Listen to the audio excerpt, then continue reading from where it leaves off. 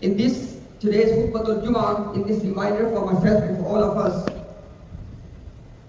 let's have some reflection in terms of our life after the month of Ramadan. May Allah subhanahu wa ta'ala accept all our ibadat in that blessed month. Ameen Ya Rab. The first reflection I really want to point out for all of us, that every single year Ramadan is reminding us of the shortness of human life. As we have all witnessed, we all share these feelings that how fast the month has gone past. But the reality is, our entire life is coming to an end at such a rapid pace we can't even imagine. Every single one of us has been granted a certain number of heartbeats in this life. We all have a certain number of heartbeats. And every single heartbeat is getting us closer to our graves. So, the first thing we need to have in terms of action point, that you know what, let's have some sense of urgency. Because our life is coming to an end. And let's take account of our deeds. What do I have to present to Allah subhanahu wa ta'ala?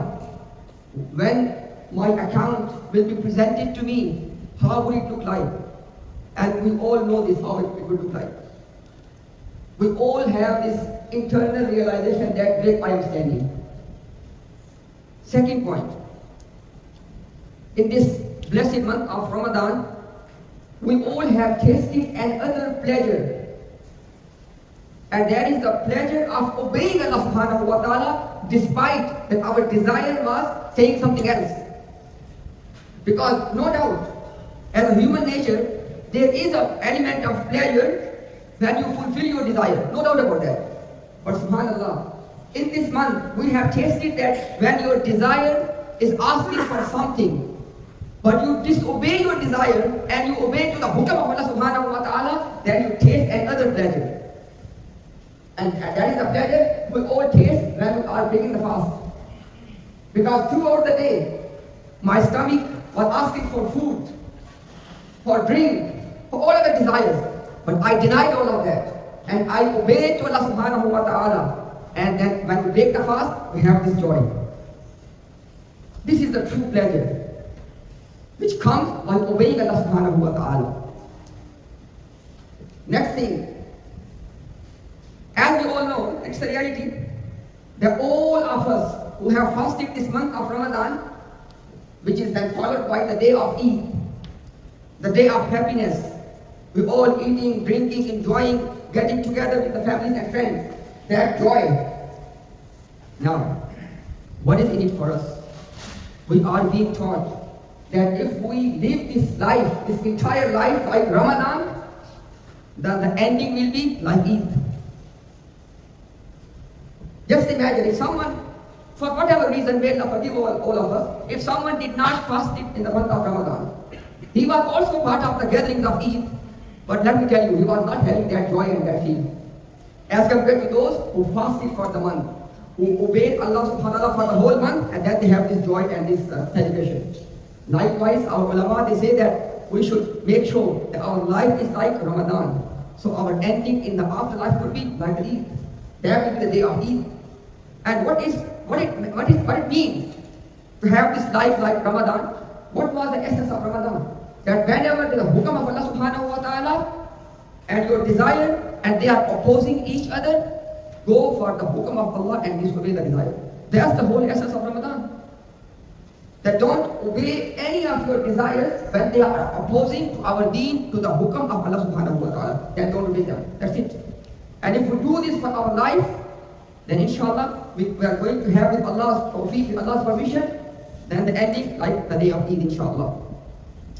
Next thing is that subhanallah, this month of Ramadan every year, it helps us to discover our own potential. I mean, just go back and try to recall that how much we were doing, alhamdulillah. Despite all of our jobs and businesses, we were fasting, we were reciting Quran, alhamdulillah, we were attending the Taraweeh, we were waking up very early for the Hajj, coming to the mosque, so we really discovered that, you know what, I can do that. Because sometimes Shaitan has made us think to underestimate our potential. But then every year this Ramadan comes, it helps you to realize that, you know what, you have a lot of potential to do good deeds. Don't underestimate yourself. If you can do all of that, why not outside of Ramadan? And subhanallah, look how the bar is actually low after Ramadan. Why? Because in Ramadan, we could not even do many of the halal things. But now it's only required to not do the haram things. That's it. So the bar is very low now. If we can live up to that high bar, why not a low bar? Logically speaking. If we were reciting, for example, the whole one juz of the Quran in the Ramadan, why not one page now? If we were, mashallah, attending 5 salawat in the masjid, why not at least 2? Morning, Fajr, and Isha. The most important ones. The 2 prayers for which there are special glad tidings for those who attend these 2 prayers in the mosque. So what I'm trying to say is that don't underestimate your own potential. Allah subhanahu wa ta'ala has blessed us with a lot of potential. I mean, the best of us have not even utilized 10% of that. What about us? And subhanallah, how unfortunate that would be if we just let go all of that hard work of Ramadan and now just living like a very below average life. How unfortunate that would be. And remember, according to the teaching of our beloved Master, Rasulullah sallallahu alayhi wa sallam, Allah subhanahu wa ta'ala loves those good deeds who are regular, consistent, even if they are little. Consistency is very important. So all I'm trying to say is that if we were operating at 100% of our own personal potential, let's be at least at 30%, at least at 1/3. Not just let go of all of that which was happening in Ramadan. And inshallah, in this next part of the khutbah, I will remind myself and to all of you with some of the action points. That inshallah, if we want to capitalize on that hard work of Ramadan, what is the pathway with Allah's permission? May Allah subhanahu wa ta'ala make all of us from those who are consistently in all action, in all intention, obeying Allah subhanahu wa ta'ala.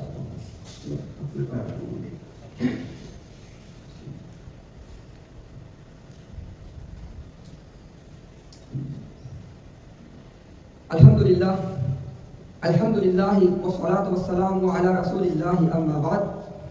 My dear brothers, the first thing I want to point out as an action point, no matter how much messed up any one of us was in the month of Ramadan, don't lose hope. Even if you are the one who missed the whole fasting of the month of Ramadan, and you are not able to attend any of the salawat, I am 100% sure none of that usually is in this category. But still, even if that was the case, no point to lose hope. La taqnatu min rahmatillah. Allah subhanahu wa ta'ala has given us as a command that don't be despair from the rahmah of Allah subhanahu wa ta'ala. Because Allah's rahmah is beyond our imagination. And remember once I mentioned that according to the authentic hadith, even if a disbeliever, just imagine, if a disbeliever has this realization that how much is the rahmah of Allah, he or she will have the hope of Jannah. Just imagine a disbeliever. So we can't do this math. Now how much is Allah's mercy? Subhanallah. So this is my first advice to myself and all of us. No matter what has happened in month of Ramadan, we have to move forward. Make tawbah, sincere repentance, and start your journey again.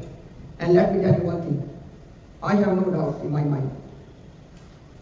There will be some of us who missed out in the month of Ramadan.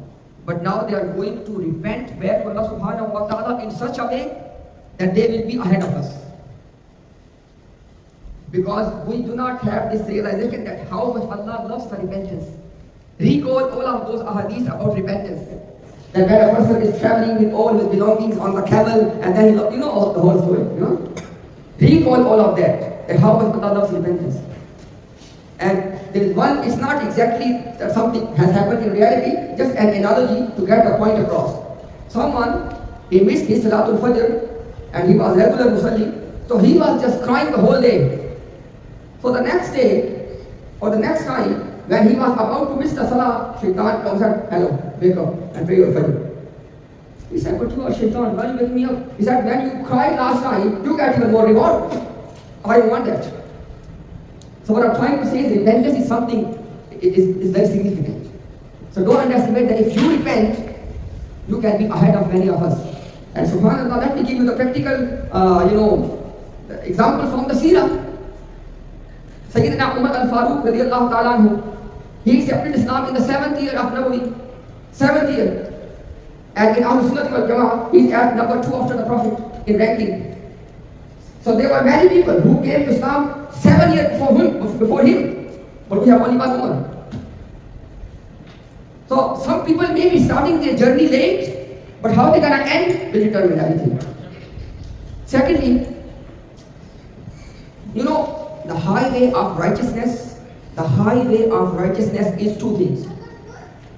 Fulfilling the obligations, the farais, and stay away from the sin. This is the highway of righteousness. Just first and foremost, look after the farais, the obligations, 5 daily prayers, zakat, etc. Do all of that. And stay away from the haram, what is forbidden. If you and I, inshallah, if we are on this path, we are on the highway of righteousness. Because sometimes when we think of a righteous person, we think of other things. But let me tell you, these two are important things. And when it comes to the obligations, Asalam. Asalam, Imaduddin, Allahu Akbar. The central pillar of the tent of Islam. The central pillar. No matter how many pillars you put in a tent, if there is no central pillar, no beauty. A tent cannot be upright. A salah is not just one of the pillars, it is the center of Islam. And then subhanAllah, when our beloved Master Rasulullah sallallahu alayhi wa alihi wa sallam, when he was departing from this dunya, Allahu Akbar, just imagine, the last messenger of Allah is leaving this dunya and is going to give his last advice to the humanity. What did he say? As-salam, as-salam, as-salam. How important salah is. And the first thing, a believer will be questioned on the day of judgment, as-salam. If as-salah is fine, everything will be fine. If we fail here, may Allah protect all of us in trouble. May Allah protect us. So this is, when I'm saying farais, this is the number one for you. Prayer, 5 daily prayers. Now, inshallah, very quickly, 3 more things. Please, we still have almost 2 weeks of the month of Shawwal. Make sure that inshallah we fast 6 days. Because we all know the reward. If somebody has fasted for the month of Ramadan, and then he fasted 6 days of Shawwal, like fasting of the whole year. And if you have any of the fasting missing of the Ramadan, inshallah you can make it up. Because the fasting of Shawwal is only in the Shawwal. So we still have 2 weeks. We still got 2 weeks. Out of these 2 weeks, inshallah, let's fast for 6 days. Second last point, in the action point, try your best to be in the state of wudu, in the state of ablution. It will bring miracle in your life. Please try this one. Try to be in the state of ablution as much as you can. If you go to toilet, use the toilet and again make wudu. Allah subhanahu wa ta'ala will protect you from many sins just by staying in the state of wudu. Because wudu is an ibadah. Understand the point? Wudu is an act of worship in Islam. Basically, being in the state of wudu means that you are in the state of ibadah 24/7. Because when you go to your bed, make sure the last thing you do, make wudu. And subhanAllah, you could be in a state of ibadah 24/7. And when you are in the state of ablution, increase your zikrullah. Subhanallah, Alhamdulillah, Allahu Akbar, La ilaha illallah, Astaghfirullah. All of these small phrases, but very heavy in the scale of hasanah. Keep your tongue busy with zikrullah. Because zikrullah is the castle of the believer. It is like the shaitan, he is our enemy and he is trying to chase the believer. But when the believer is in the state of zikrullah, you are in a fortified castle which has high walls and the gate is locked. And the enemy cannot then harm you. This is the similitude from the hadith of zikrullah. May Allah subhanahu wa ta'ala make all of us from those believers who are continuously repenting back to Him subhanahu wa ta'ala. May Allah subhanahu wa ta'ala make all of us from those believers whose tongue is always busy and heart is always connected with Allah's remembrance. May Allah subhanahu wa ta'ala fill our heart with shukr, with gratitude.